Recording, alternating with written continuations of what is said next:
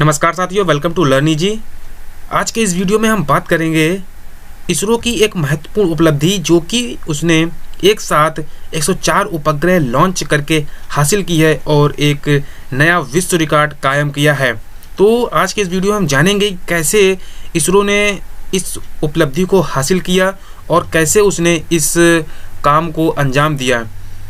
इसरो जो कि भारत की एक स्पेस रिसर्च ऑर्गेनाइजेशन है, इसका पूरा नाम है Indian space research organisation ISRO. इसने एक साथ 104 सैटेलाइट लॉन्च किए हैं। जो 15 फरवरी 2017 को इसरो ने एक साथ 104 सैटेलाइट लॉन्च किए हैं, जो कि विश्व में एक साथ सबसे अधिक लॉन्चिंग का रिकॉर्ड है। यह रिकॉर्ड इसके पहले रूस के नाम था, जिसने 2014 में एक साथ 37 सैटेलाइट लॉन्च किए थे। तो 37 सैटेलाइट जो लॉन्च किए थे, उस रिकॉर्ड को इसरो ने तोड़ा है और एक साथ 104 सैटेलाइट लॉन्च करने का वर्ल्ड रिकॉर्ड बनाया है। आइए बात करते हैं कि ये रिकॉर्ड किस समय बना। जो ये रिकॉर्ड है, जो 104 सैटेलाइट लॉन्च करने का, इसका जो समय था वो 9:28 जो कि सुबह का था। सुबह के 9:28 पे 15 फरवरी 2017 को इसरो ने इस कार्य को अंजाम दिया। इसरो ने इस कार्य को अंजाम देने के लिए जो लॉन्चिंग व्हीकल यूज किया, उसका नाम है PSLV C-37। PSLV C-37 के द्वारा इस अभियान को सफलतापूर्वक प्रक्षेपित किया गया। PSLV क्या है, इसकी जानकारी आगे हम देंगे, इसको विस्तार से समझाएंगे कि आखिर PSLV क्या है। लेकिन अगर हम इसको एग्ज़ाम पर्पस से देखें तो इसके जो क्वेश्चन बनते हैं वो ये है कि इस अभियान में किस व्हीकल का यूज किया। तो इस अभियान में PSLV C-37 व्हीकल का यूज किया गया। इसका जो समय था वो 9:28 AM और जो इसका दिन था वो 15 फरवरी 2017 था।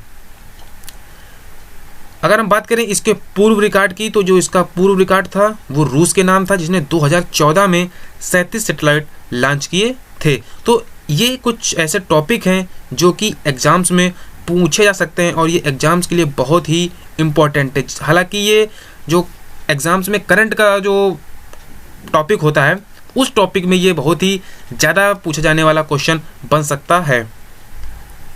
आइए बात करते हैं कि ये कौन सा मिशन था। जैसा कि जो इसरो है वो समय समय पर उपग्रह लॉन्च करता रहता है, लेकिन ये जो मिशन था, इस मिशन का जो नंबर था वो 39वां मिशन था। इसके पहले इसरो 38 मिशन कंप्लीट कर चुका था और ये इसका 39वां मिशन था। 39वें मिशन में इसने 104 सैटेलाइट एक साथ लॉन्च किए और वर्ल्ड रिकॉर्ड कायम किया। आगे बात करते हैं इसका लॉन्चिंग पैड। किस लॉन्चिंग पैड से इस अभियान को सफलतापूर्वक प्रक्षेपित किया गया।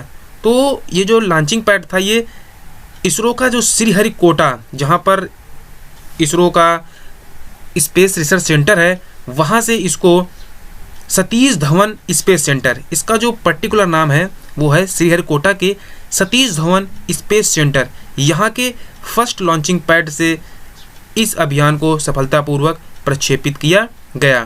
तो यहाँ से अगर हम बात करें एग्ज़ाम्स की कि कैसे क्वेश्चन आएंगे, तो एग्ज़ाम्स में इसका क्वेश्चन बनेगा कि यह अभियान कहाँ से प्रक्षेपित किया गया।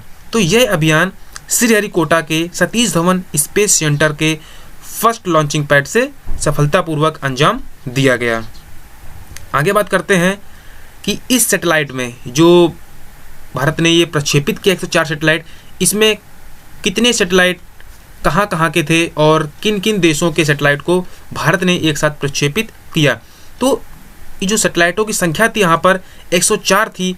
इसमें भारत के 3 सैटेलाइट, अमेरिका की एक प्राइवेट फर्म के 96 सैटेलाइट्स इसके साथ गए और इसके अलावा इजराइल, कजाकिस्तान, नीदरलैंड, स्विट्ज़रलैंड और UAE के एक सैटेलाइट को अंतरिक्ष में भेजा गया।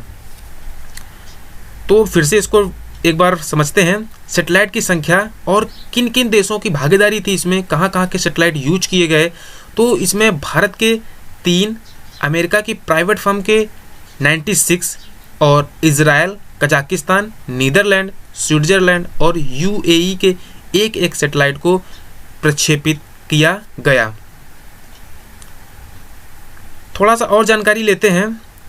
ग्लोबल सैटेलाइट मार्केट, जो कि एक बहुत ही विशाल मार्केट है, ग्लोबल सैटेलाइट मार्केट, जिसमें हम सैटेलाइट्स को पृथ्वी की बाहरी कक्षा में प्रक्षेपित करते हैं। तो ऐसी मार्केट में जो भारत की हिस्सेदारी है वो 4% से भी कम है। यहाँ पर जो सबसे अधिक भागीदारी है वो अमेरिका की है, जो कि लगभग 40% के आसपास है। जो सैटेलाइट मार्केट है उसमें 40% की हिस्सेदारी अमेरिका की है। इसमें भारत की जो हिस्सेदारी है वो 4% से भी कम है। हालांकि जो भारतीय प्रक्षेपण तकनीकी है वो दुनिया की सबसे सस्ती तकनीकी मानी जाती है। जो भी विदेशी सैटेलाइट यहाँ पर भारत के अलावा जो सभी विदेशी 101 सैटेलाइट थे उनको जो भेजने का कार्य होता है, इसको इसरो की ही एक कंपनी एंट्रिक्स कॉर्पोरेशन लिमिटेड के द्वारा किया जाता है। एग्जाम्स में क्या क्वेश्चन पूछ सकते हैं कि जो विदेशी सैटेलाइट हैं इनकी लॉन्चिंग किस कंपनी के द्वारा की जाती है। तो विदेशी सैटेलाइट के लिए जो लॉन्चिंग है वो इसरो की कंपनी एंट्रिक्स कॉर्पोरेशन लिमिटेड के द्वारा की जाती है। जो एंट्रिक्स कॉर्पोरेशन लिमिटेड है वो विदेशी सैटेलाइट्स की लॉन्चिंग करती है। इस अभियान में PSLV लॉन्चिंग वाहन का प्रयोग किया गया। जैसा कि इसके पहली स्लाइड में बताया गया था कि इसमें जो अभियान में जो लॉन्चिंग वाहन यूज किया गया वो था PSLV C-37। तो आखिर जो PSLV है वो क्या है? PSLV जो है दुनिया का सबसे भरोसेमंद और सस्ता लॉन्चिंग वाहन है। दुनिया का सबसे भरोसेमंद और सबसे सस्ता लॉन्चिंग वाहन जो है वो भारत का PSLV ही है। यह अमेरिका, चीन और यूरोप की तुलना में 66 गुना सस्ता है। जो PSLV है वो दुनिया का सबसे सस्ता और भरोसेमंद है और यह अन्य देश जैसे अमेरिका, चीन और यूरोप की तुलना में 66 गुना सस्ता भी है। आखिर क्या है PSLV? आइए जानकारी लेते हैं PSLV की। PSLV का जो पूरा नाम है वो है पोलर सैटेलाइट लॉन्च व्हीकल। यह भारतीय अंतरिक्ष अनुसंधान संगठन इसरो के द्वारा संचालित एक प्रक्षेपण प्रणाली है। जो PSLV है वो भारतीय अंतरिक्ष अनुसंधान संगठन के द्वारा संचालित और इसी के द्वारा हम जो छोटे लेवल के जो उपग्रह हैं उनका प्रक्षेपण PSLV के द्वारा ही किया जाता है। यह एक सुदूर संवेदी उपग्रह है। PSLV के द्वारा छोटे उपग्रहों को भू-स्थिर कक्षा में भेजने का कार्य किया जाता है। जो PSLV है इसके द्वारा छोटे उपग्रहों को जिनका भार 2 टन से कम होता है, यहाँ पर इसको मेंशन नहीं किया गया है, लेकिन जो 2 टन से छोटे उपग्रह होते हैं उनकी जो लॉन्चिंग की जाती है, उनको जो पृथ्वी की भू-स्थिर कक्षा में भेजा जाता है, तो उसका जो कार्य है वो PSLV के द्वारा ही किया जाता है। तो ये PSLV का महत्वपूर्ण कार्य है कि ये छोटे उपग्रहों को भू-स्थिर कक्षा में भेजता है। इसका जो पूरा नाम है ये कई बार एग्जाम में पूछा जाता है। इसका जो पूरा नाम है वो है पोलर सैटेलाइट लॉन्च व्हीकल। अब तक PSLV की सहायता से लगभग 70 उपग्रह, जिनमें 40 अंतर्राष्ट्रीय उपग्रह शामिल हैं। इसमें जो करंट का जो 104 उपग्रह है वो इसमें शामिल नहीं है। इसके पहले तक PSLV में 70 उपग्रह, जिसमें 40 अंतर्राष्ट्रीय उपग्रह शामिल हैं, इनको विभिन्न कक्षाओं में प्रक्षेपित किया गया है। जनरली क्या होता है कि जो PSLV है उसमें एक बार में 1 या 2 उपग्रहों को पृथ्वी कक्षा में ले जाया जाता है, लेकिन जो इस बार का जो लॉन्चिंग है उसमें 104 उपग्रहों को शामिल किया गया है। तो PSLV ने इस उड़ान से पहले 70 उपग्रहों को कक्षाओं में प्रक्षेपित किया था, जिसमें से 40 अंतर्राष्ट्रीय उपग्रह शामिल हैं। PSLV की जो उपलब्धियां हैं वो कुछ इस तरह हैं कि 28 अप्रैल 2008 को इसरो ने एक साथ 10 उपग्रह भेजे थे। इसके पहले जो एक साथ कई उपग्रह भेजने का जो कार्य था उसमें 28 अप्रैल 2008 को इसरो ने एक साथ 10 उपग्रह भेजे थे। उसके बाद 22 जून 2016 को PSLV के द्वारा 23 उपग्रह पृथ्वी की बाहरी कक्षा में प्रक्षेपित किए गए। तो ये कुछ उपलब्धियां थीं जो कि इसके पहले की उपलब्धियां थी, लेकिन इस बार 104 उपग्रहों को एक साथ प्रक्षेपित किया गया। तो ये दो कुछ क्या है, 28 अप्रैल 2008 को 10 उपग्रह और 22 जून 2016 को 23 उपग्रह एक साथ भेजे गए। आगे बात करते हैं, PSLV के अलावा इसरो एक अन्य सैटेलाइट लॉन्चिंग व्हीकल का यूज करता है जो कि है GSLV। GSLV क्या है? GSLV जो है वो 2 टन से अधिक वजन के सैटेलाइट्स को पृथ्वी की बाहरी कक्षा में स्थापित करता है। जैसा कि वहाँ पे बताया गया था कि जो PSLV है वो 2 टन से कम भार के उपग्रहों को पृथ्वी की बाहरी कक्षा में स्थापित करता है। तो अगर हम बात करें कि 2 टन से अधिक वजन के सैटेलाइट्स की, तो उसको प्रक्षेपित करने का कार्य GSLV करता है। GSLV का जो पूरा नाम है वो है जियोसिंक्रोनस सैटेलाइट लॉन्च व्हीकल। इसका पूरा नाम है जियोसिंक्रोनस सैटेलाइट लॉन्च व्हीकल। इसका जो हिंदी नाम है वो है भू स्थिर उपग्रह प्रक्षेपण यान।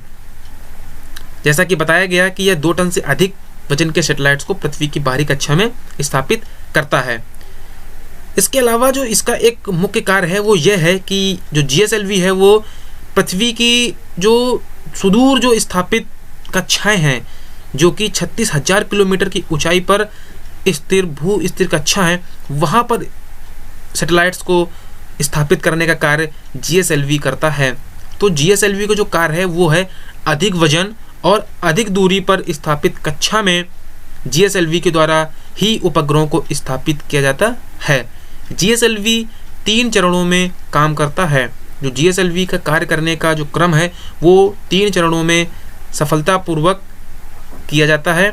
और GSLV में जो प्रक्षेपण होता है इसमें क्रायोजेनिक इंजन का प्रयोग किया जाता है। तो GSLV में जो इम्पोर्टेंट है वो ये है कि यह अधिक भार जो कि 2 टन से अधिक का होता है और अधिक दूरी जो कि 36,000 किलोमीटर की ऊंचाई होती है। तो अधिक दूरी और अधिक वजन के सैटेलाइट्स को स्थापित करने के लिए GSLV का प्रयोग किया जाता है। कई बार एग्जाम्स में इसका फुल फॉर्म पूछी जाती है, इसका पूरा नाम। तो इसका पूरा नाम जियोसिंक्रोनस सैटेलाइट लॉन्च व्हीकल होता है और ये 3 चरणों में काम करता है और इसमें क्रायोजेनिक इंजन के द्वारा कार्य किया जाता है। तो आज के इस वीडियो में हमने इसरो की सफलता और उसमें जो लॉन्चिंग व्हीकल यूज होते हैं उसकी चर्चा की। अगर आपको ये वीडियो अच्छा लगे तो इसे ज़्यादा से ज़्यादा लाइक और शेयर करें, जिससे इसकी जो जानकारी है वो ज़्यादा से ज़्यादा लोगों तक पहुँचे। इसके अलावा हमारे अगले वीडियो की अपडेट पाने के लिए आप हमारे चैनल को ज़रूर सब्सक्राइब करें और फेसबुक पर हमसे जुड़ने के लिए आप लर्न ईजी ग्रुप और लर्न ईजी पेज से जुड़ सकते हैं, जो कि एक स्टडी ग्रुप है। यहाँ आपको हमारे सभी वीडियो और स्टडी मटेरियल प्रोवाइड कराया जाएगा। तो वीडियो को ज़्यादा से ज़्यादा लाइक और शेयर करें। वीडियो देखने के लिए आपका बहुत बहुत धन्यवाद।